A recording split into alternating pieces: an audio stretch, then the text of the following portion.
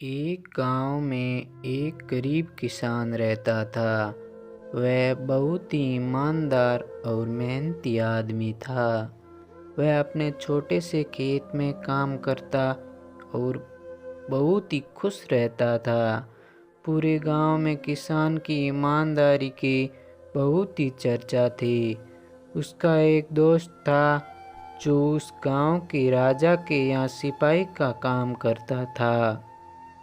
वह किसान से उसके घर रोज मिलने जाता था।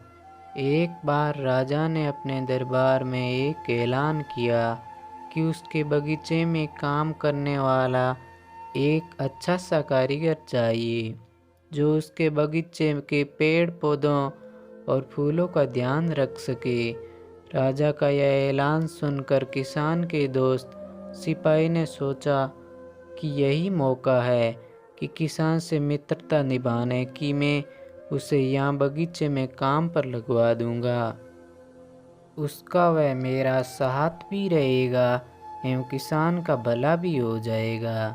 यह सोचकर उसने राजा से कहा कि महाराज, मैं आपके लिए एक ऐसे आदमी को लेकर आऊँगा जो यह काम अच्छे से कर लेगा।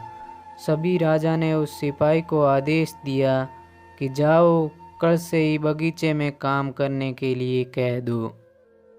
उसी वक्त वह सिपाही अपने दोस्त किसान के पास पहुंच गया और उसने किसान को बगीचे के काम की सारी बात बता दी और किसान भी काम करने के लिए खुशी खुशी हाँ कर दिया।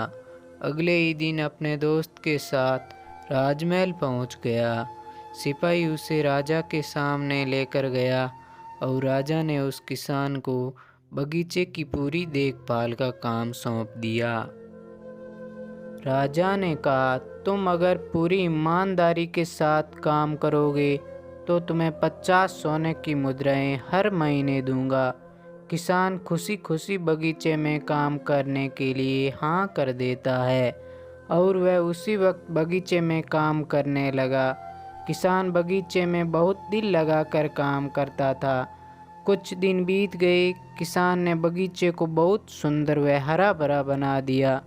राजा को उसका काम बहुत पसंद आया।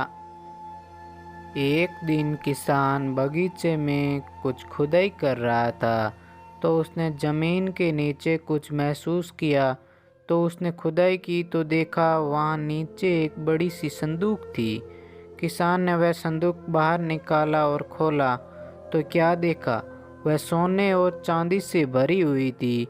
यह देखकर किसान बहुत खुश हुआ और अपनी ईमानदारी दिखाते हुए राजा के पास पहुंचा। राजा किसान की ईमानदारी देखकर बहुत खुश हुआ और उसके साथ वहां गया जहां किसान ने खजाना निकाला था। राजा ने देखा तो कहा, ये खजाना तो हमारे पुरखों का है, हम कई वर्षों से इसे खोज रहे थे। खजाना देख राजा बहुत ही खुश हो जाता है। राजा अगले दिन किसान को पूछता है, तुम्हें क्या इनाम चाहिए? किसान बोला, मालिक, मुझे कुछ नहीं चाहिए, मेरे पास जो भी है मैं उसी से खुश हूँ। राजा उसकी इतनी अच्छी बात सुनकर और खुश हो गया और उसने किसान को अपना मंत्री बनाने का फैसला किया। किसान ने राजा की बात मान ली और मंत्री बन गया। दोस्तों, ये थी हमारी कहानी। कैसी लगी कमेंट करके ज़रूर बताएं। धन्यवाद।